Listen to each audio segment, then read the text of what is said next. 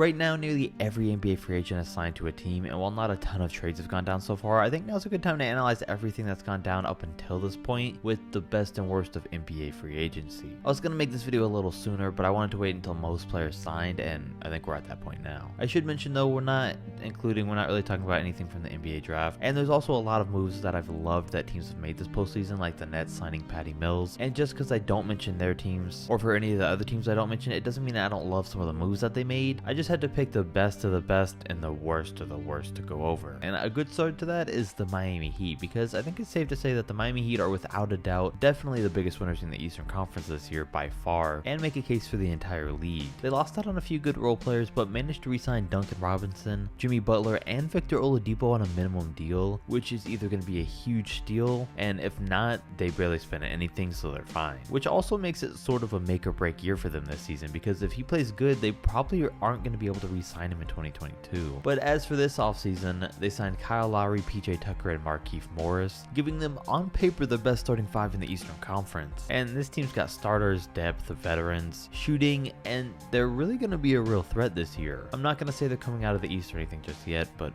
we'll see.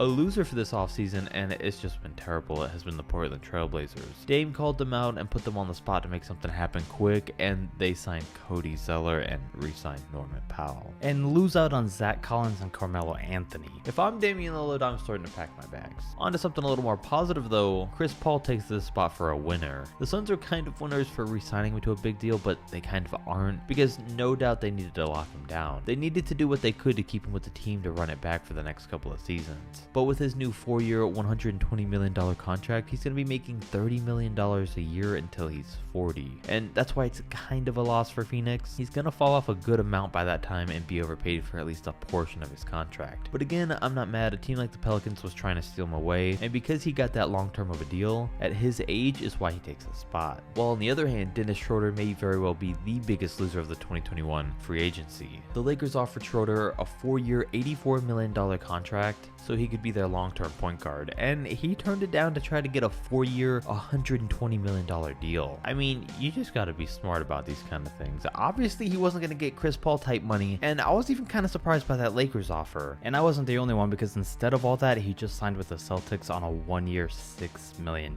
deal. Yeah, that hurts. And speaking of the Los Angeles Lakers, mainly because Dennis did them a solid and turned down that deal, they were the biggest winners of the Western Conference and may take the spot for winners of the entire free agency. Now, they lost a lot of players. Alex Caruso, Markieff Morris, and Andre Drummond signed with other teams in free agency, and KCP, Montrezl Harrell, and Kuzma got sent to Washington in the Russell Westbrook trade. But with that being said, they added him, Kendrick Nunn, who took less money to sign there, Dwight Howard, who's a huge improvement from any center that they had last year, Malik Monk took a lot less money, Melo took less money, Trevor Ariza, Bazemore, and Wayne Ellington, which once again gives the Lakers a super team. The roster last year looked solid, but didn't perform like it, but this is a squad that's instantly got to be championship favorites for next year. Of course, we don't know how it'll work out, but we can only assume again that most people are going to predict a Nets and Lakers finals. And I touched on that Wizards trade, and because of it, I'd say the Washington Wizards were surprisingly major winners during free agency, because they flipped John Wall for Westbrook last year, then turned him into a young Kuzma, the former 6th man of the year, and a solid bench player, when it wasn't looking like they'd be able to find a trade for Westbrook at one point. But not only that, they replaced him and signed Spencer Dinwiddie on a great deal, and he's a point guard that looks a lot better next to Bradley Beal, and now thanks to 2 off seasons, they look 10 times better than they used to. On the other hand though, the Dallas Mavericks were pretty big losers because they didn't do much, and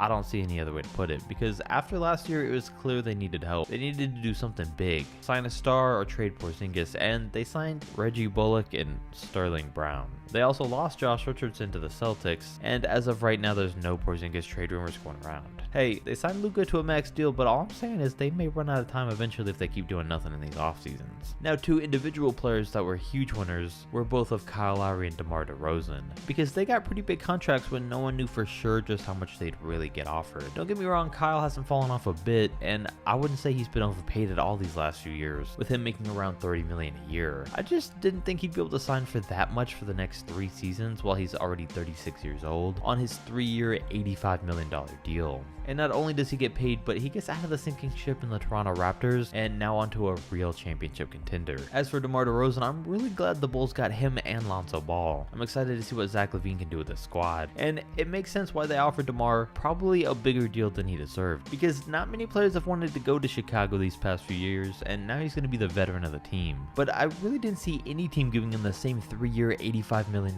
deal that Kyle got. Sure, he's still only 32, but I just saw him getting something around $20 million a year based on what he brings to the table. But again, like I said, I'm not mad at the Bulls for making this move, and it also makes DeRozan definitely a winner here. What makes the Sacramento Kings once again losers is the fact that they once again blew an opportunity to make their team better. They almost had a trade with the Lakers to finally trade Buddy Hield, but instead they took too long and the Lakers took a trade with the Wizards instead. They could have got Kyle Kuzma and another strong player, but instead they're now just going to spend even longer trying to get rid of one player who's a little bit older than they'd like compared to the rest of their team. And it just seems like Sacramento's always in this position where they just missed out. Switching over conferences to the East though, the Atlanta Hawks are doing everything right and have been for a while. They stayed on that path this year too as they re-signed Trae Young, which was obvious, but John Collins too to a 5-year, $125 million deal to keep him when they weren't sure if they would. And it could come back to bite them because they may not be able to sign some of these other young guys on the roster later on, but we know that John Collins and Trae Young work right now, so I definitely think they did the right thing and kept what they know works. And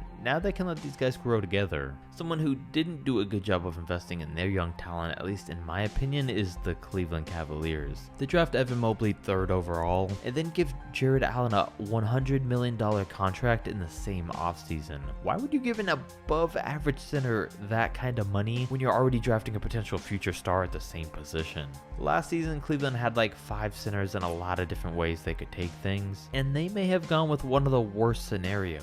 Don't get me wrong, I'm not hating on Jared Allen, I just don't think he's worth that kind of investment, and really don't think that he did anything these past few months to show that he deserved that money. And plus, they still haven't traded Kevin Love. The New Orleans Pelicans are in a similar boat. They had a terrible offseason. Now, I like the trade they made early on, Steven Adams and Bledsoe for Jonas Valanciunas. It helps space the floor and gets rid of Eric Bledsoe's bad contract. But how are they going to do that? Clear some cap space, then let Lonzo Ball walk and make a trade for Devontae Graham. Like, I get they were going for Chris Paul, but you don't let Lonzo Ball walk for the chance that they might have gotten Chris. And dumb decisions like this is why Chris left initially, Anthony Davis left, and now Zion is reportedly unhappy. Now, the Utah Jazz didn't make a ton of moves, but in my mind at least, they've without a doubt been winners here, because they were able to bring in veteran Rudy Gay, and now they got the rare double Rudys on one team, and Hassan Whiteside, and they may not have been able to ask for a better backup center. Whiteside's like the perfect center to bring in when Rudy Gobert goes to the bench, so that they can keep the same game plan defensive style alive.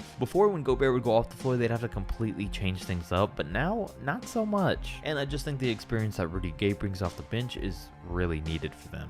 And speaking of Rudy Gay, that brings us to the Spurs, and why I think they lost out this year. They lost out on Rudy Gay, DeMar DeRozan, and Patty Mills, and all they got in return was basically Doug McDermott, Zach Collins, and Thaddeus Young. Not the best compensation. Like, I get they needed to make up their mind and decide if they were going to go young or stay competitive with veterans, but I mean, come on, if they would have acted sooner, they wouldn't have had to give away all those guys for next to nothing. Now, I'd also say the Boston Celtics were slight winners. They gave up Kemba Walker and Evan Fournier, but were able to bring in Al Horford, Dennis Schroder, Josh Richardson, and Enes Kanter on a minimum deal. They solved the problem of needing a better center, of Kemba Walker not working out, and of finding a replacement point guard. Losing Fournier probably hurt them the most though, because they were expecting to keep him this year, so their offense is taking a hit. We just have to wait and see if they're able to make up for it next season. And finally, my last winners for this video, and I guess we can call them winners, is the New York Knicks. Now, I don't love their offseason, but I don't hate it. I just wish they would have done a little bit more. They brought in Kemba Walker and Evan Fournier, while re-signing Derrick Rose, which was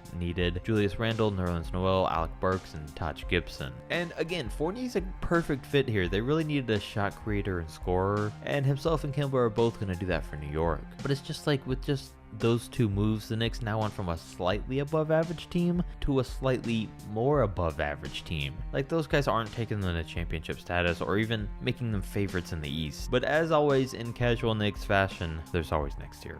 If you enjoyed the video or think there's any teams that I may have missed, comment them down below and let me know. Subscribe if you're new, and I'll catch you next time.